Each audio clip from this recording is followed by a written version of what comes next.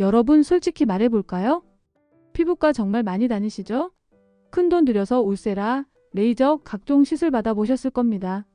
시술 직후에 뭔가 달라진 것 같아도 몇 달 지나면 다시 푸석푸석해지고 주름은 더 도드라져 보이지 않으셨나요? 좋다는 화장품 수십만 원짜리 앰플. 그런데 거울 앞에 설 때마다 왜 피부는 늘 건조하고 화장은 잘 안 먹고 웃을 때마다 눈가에 자글자글한 주름이 보이는 걸까요?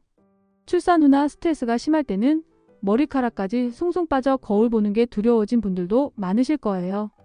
문제는 우리가 겉만 꾸미는데 집착했다는 겁니다. 아무리 바르고 아무리 주사 맞고 아무리 비싼 시술을 해도 피부 속에서 콜라겐을 만들 힘이 사라지며 그 모든 노력은 잠깐뿐. 결국 다시 제자리입니다. 이제 진짜 근본적인 원인을 알아야 할 때입니다. 이 원리만 제대로 알면 피부과에 수백만 원을 쓰지 않아도 시술 한번 하지 않아도 누구보다 탱탱하고 생기 있는 피부를 오래도록 유지할 수 있습니다. 오늘 그 해답을 알려드리겠습니다. 끝까지 함께 해주세요. 피부 미용에 좋다는 콜라겐. 잘 섭취하고 계신가요? 콜라겐은 단순히 피부 미용을 위한 성분이 아닙니다. 콜라겐은 우리 몸 전체 단백질의 30% 이상을 차지하는 가장 풍부한 단백질이며 피부 진피층의 약 80%를 구성합니다. 피부에서는 탄력과 보습을 유지하는 기둥 역할을 하고 뼈와 관절에서는 충격을 흡수하는 쿠션, 혈관에서는 탄력을 유지하는 버팀목, 잇몸에서는 치아를 지지하는 뿌리 같은 역할을 합니다. 심지어 머리카락의 두께와 손톱의 단단함에도 콜라겐이 깊이 관여합니다. 그래서 피부 주름이나 건조뿐 아니라 관절 통증, 잇몸 약화, 머리카락 가늘어짐, 손톱 갈라짐 같은 현상들이 모두 콜라겐 부족과 연결돼 있습니다. 흥미로운 점은 콜라겐이 가장 많이 분포하는 곳이 바로 피부라는 사실입니다. 진피층의 80%가 콜라겐으로 이루어져 있기 때문에 콜라겐이 줄어들면 가장 먼저 피부에서 변화가 나타나게 되는 거죠. 사실 우리 피부의 대부분을 차지하는 콜라겐은 20대 중반부터 서서히 감소하기 시작합니다. 마치 25세의 피부 속 콜라겐 공장이 서서히 브레이크를 밟는 것처럼요. 40대가 되면 그 양이 절반 이하로 줄어들고 피부를 지탱하던 구조물이 무너지면서 급격한 노화가 진행됩니다. 그래서 아무리 좋은 화장품을 발라도 예전처럼 탄력 있고 촉촉했던 피부를 되찾기 어려운 건 어쩌면 당연한 일입니다. 피부뿐만 아니라 관절 통증이나 손톱이 자주 갈라지는 문제도 모두 콜라겐 부족과 깊은 관련이 있다는 사실을 아셨나요? 부족한 콜라겐을 음식으로 섭취하려는 인류의 노력은 오래전부터 있었습니다. 동양에서는 족발, 도가니탕, 돼지 껍데기, 닭발 같은 음식을 피부에 좋다며 즐겨왔습니다. 서양에서도 프랑스 여성들이 피부를 위해 젤라틴 디저트를 먹었다는 일화가 전해집니다. 일본에서는 1990년대 콜라겐 붐이 일어나 콜라겐 나베 전골 요리, 콜라겐 맥주까지 출시되었습니다. 일본에서는 한때 회식 자리에서 맥주 대신 콜라겐 맥주를 마시며 피부 건강을 챙긴다는 문화가 유행했을 정도였습니다. 술을 마시면서도 피부를 관리한다는 아이디어가 신선해 큰 인기를 끌었지만 실제 효과는 크지 않아 재미있는 에피소드로 남게 되었죠. 콜라겐을 먹으면 예뻐진다는 말은 당시 일본 여성들 사이에서 거의 진리처럼 여겨졌죠.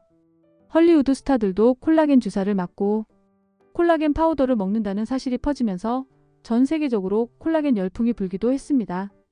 콜라겐의 크기에 대해서 알고 계신가요? 콜라겐을 잘게 쪼갠 저분자 콜라겐이 흡수율이 높다는 건 사실입니다. 하지만 우리나라에서 판매되는 대부분의 콜라겐은 이미 3000달톤 이하 저분자입니다. 즉, 우리 제품은 500달톤이라서 더 잘 흡수됩니다. 라는 건 소비자에게 와닿는 마케팅 문구일 뿐 실제 차이는 미미합니다. 오히려 너무 잘게 쪼개면 쓴맛이 강해져서 이를 감추기 위해 당분, 향료, 첨가물이 더 들어가게 됩니다. 특히 생선 콜라겐은 특유의 비린내를 잡기 위해 가공과 첨가가 많아지는 경향이 있죠. 그래서 달톤수나 생선, BS 돼지보다 중요한 건 원료의 순도와 함량입니다. 형태도 다양합니다. 가루, 액상, 젤리, 캡슐 등. 하지만 제형이 다르다고 효과가 바뀌는 건 아닙니다. 액상이 흡수가 빠를 수는 있어도 최종 흡수율은 동일합니다. 그러니 복용이 편하고 맛이 맞는 형태를 고르는 게 현명합니다. 또 하나 흥미로운 사실. 우리 몸은 콜라겐 합성에 비타민C, 구리, 아연 같은 보조 영양소가 필요합니다. 아무리 좋은 콜라겐을 먹어도 이런 영양소가 부족하면 합성 속도가 느려집니다.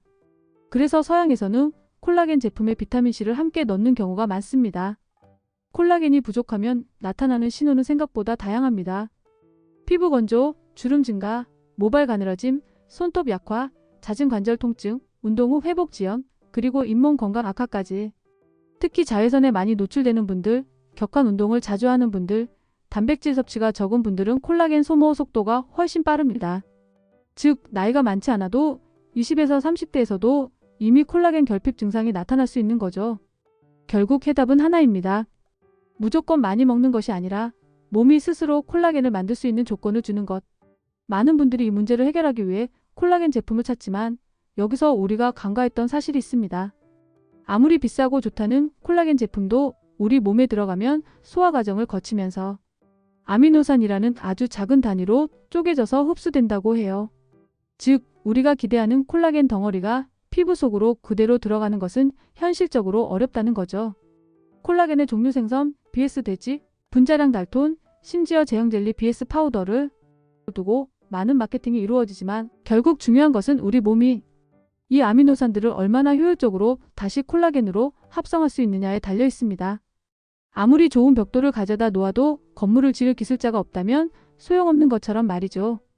그래서 요즘 전문가들 사이에서는 먹는 것보다는 내 몸이 스스로 콜라겐을 만들 수 있도록 도와주는 방법에 더욱 관심이 모이고 있습니다. 마치 공장에 원료만 넣어주는 게 아니라 공장의 가동 스위치를 켜주는 것처럼 말이죠. 피부 속 콜라겐 공장을 다시 활성화시키는 접근법이라고 할 수 있어요. 마치 원료만 쌓아두는 것이 아니라 스위치를 켜서 공장을 제대로 돌려주는 것처럼 피부 속 콜라겐 합성을 촉진하는 방식이 훨씬 더 근본적이라는 거죠. 어떤 게 더 효과적일까요? 비싼 원료를 계속 사다 쌓아두는 것과 내 몸이 스스로 만들어내는 것.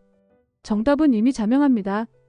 이런 혁신적인 아이디어가 반영된 새로운 제품들도 하나둘 등장하고 있다고 하는데요.